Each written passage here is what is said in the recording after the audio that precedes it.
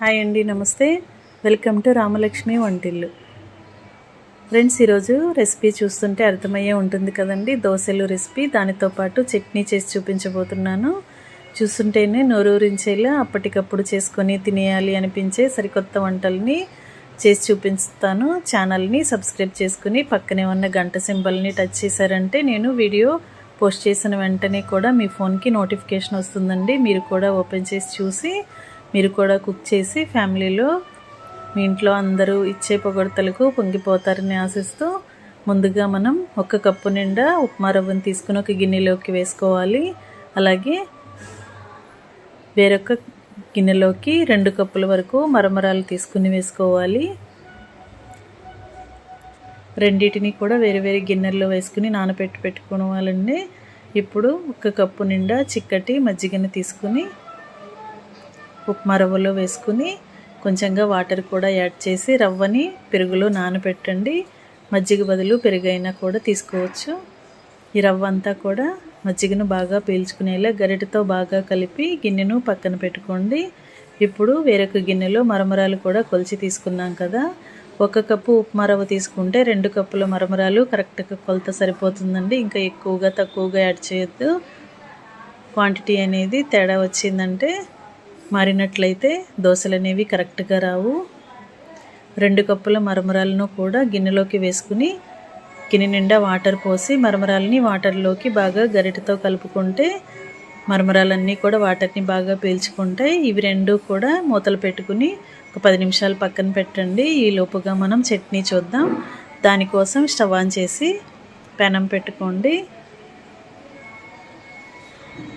1 table spoon పచ్చిశనగపప్పుని, 1 table spoon మినపప్పుని తీసుకుని బాగా గరిటెతో కలుపుకుంటూ ఫ్రై చేయండి. దీనిలోకి 1 టేబుల్ స్పూన్ ధనియాలు తీసుకుని ఒక చిన్న అల్లం ముక్కను కూడా తీసుకుని కొన్ని కరివేపాకులు తీసుకుని వీటిని కూడా లైట్గా ఫ్రై చేయండి. ఇప్పుడు మీ ఘాటుకి తగ్గట్టుగా కొన్ని ఎండుమిర్చిని కూడా తీసుకుని ఆయిల్లో ఫ్రై చేయండి. ఎండుమిర్చి కూడా బాగా ఫ్రై అయిన తర్వాత ఒక మీడియం సైజు ఉల్లిపాయని చిన్న చిన్న ముక్కలుగా కట్ చేసుకుని వాటిని కూడా ఇలా ఆయిల్లో వేసి బాగా ఫ్రై చేయండి. ఉల్లిపాయ ముక్కలు అనేవి సాఫ్ట్గా వచ్చిన తర్వాత 2 మీడియం సైజు టమాటోలను ముక్కలుగా కట్ చేసుకుని వేసుకోండి. కొంచెంగా చింతపండును కూడా వేసుకుని ఇవన్నీ కూడా ఆయిల్లో మగ్గేంత వరకు బాగా కలుపుకుంటూ మగ్గించి మధ్యలో కొంచెంగా సాల్ట్ వేసుకుని సాల్ట్ అంతా కూడా ముక్కలకు పట్టేంత వరకు బాగా కలుపుకుని మూత పెట్టి మగ్గించండి. టొమాటో ముక్కలన్నీ కూడా సాఫ్ట్గా వచ్చేంత వరకు మగ్గించి స్టవ్ ఆఫ్ చేసుకుని పక్కన పెట్టుకోండి. ఈ లోపుగా మనం పోపు రెడీ చేద్దాం. స్టవ్ ఆన్ చేసి గిన్నెను పెట్టుకుని గరిటె ఆయిల్ పోసుకుని పచ్చిశనగపప్పు, మినపప్పు, ఆవాలు, జీలకర్ర వేసుకుని కొన్ని దంచిన వెల్లుల్లి రెబ్బల్ని, కొన్ని కరివేపాకులు కూడా వేసుకుని ఇవన్నీ కూడా లైట్గా ఫ్రై చేసి పోపు అంతా కూడా పక్కన పెట్టుకోండి. ఒక 10 నిమిషాల తర్వాత చూసినట్లయితే రవ్వ అటుకులు కూడా బాగా నానేయండి. రవ్వ మాత్రం పెరుగుని వాటర్ని బాగా పీల్చుకుని బ్యాటర్ గట్టిగా వచ్చింది. అలాగే మరమరాలు కూడా చాలా సాఫ్ట్గా వచ్చేసాయి. ఇప్పుడు మరమరాలని శుభ్రంగా కడుగుదాం. ఏదైనా షైనర్ని తీసుకుని దానిలోకి మరమరాలన్నీ వేసుకుని అడుగున ఒక గిన్నె పెట్టుకున్నామంటే వాటర్ అన్నీ కూడా కిందకు వచ్చేస్తాయి. మరమరాలన్నీ నీట్గా వస్తాయండి. డస్ట్ అనేది ఏమీ లేకుండా శుభ్రంగా వస్తాయి. ఇప్పుడు ఈ అటుకుల్ని మిక్సీ జార్లోకి వేసుకోండి.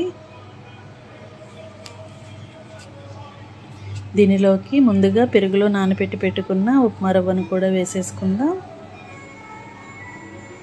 కొంచెంగా వాటర్ని యాడ్ చేసి మూత పెట్టి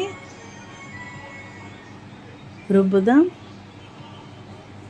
దీనిలోకి టేస్ట్కి సరిపడా సాల్ట్ కూడా వేసుకుని జార్కి మూత పెట్టి దోసల పిండిలాగా బాగా మెత్తగా గ్రైండ్ చేసుకుని అంతా కూడా ఒక గిన్నెలోకి తీసుకోండి. దోశలు వేసుకోవాలి అంటే మినపప్పుని నానబెట్టాలి, బియ్యం నానబెట్టాలి, కడగాలి, రుబ్బాలి కదా. అంత శ్రమ అనేది లేకుండా 10 నిమిషాల్లో దోశలు అనేవి చేసుకోవచ్చండి.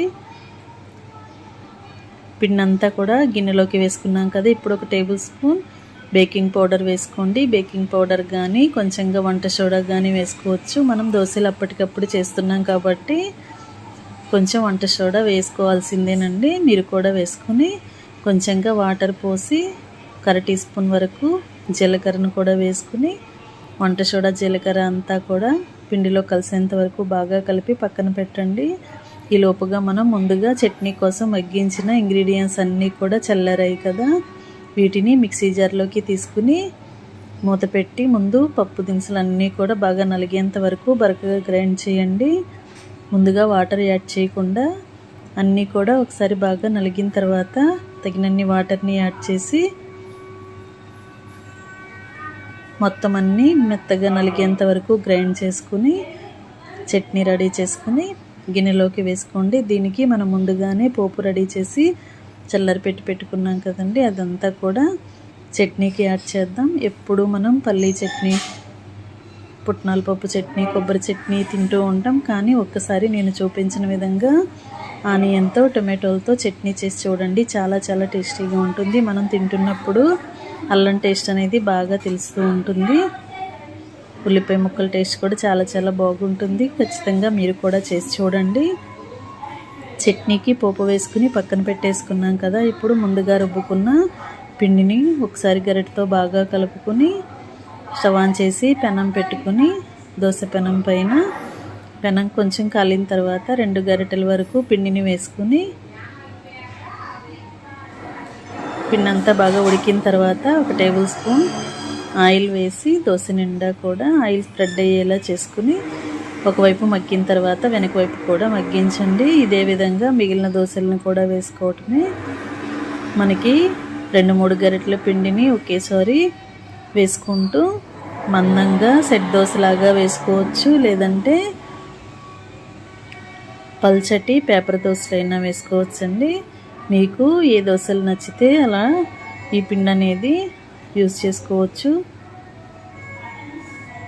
కిచెన్లో అస్సలు శ్రమ లేకుండా బ్రేక్ఫాస్ట్ అనేది త్వరగా కంప్లీట్ చేసేసుకుంటే